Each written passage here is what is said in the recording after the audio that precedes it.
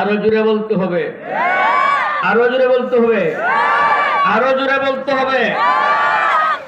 গাড় দিয়াছ শক্তি মতে বুঝা বহন করি, যথাসম্ভব মালামাল যাহাই নিতে পারি। হাত দিয়াছ কাজ কর্ম যতই আছে ভবে, মেল ফ্যাক্টরির কাজ করি খাইতে পারি সবে।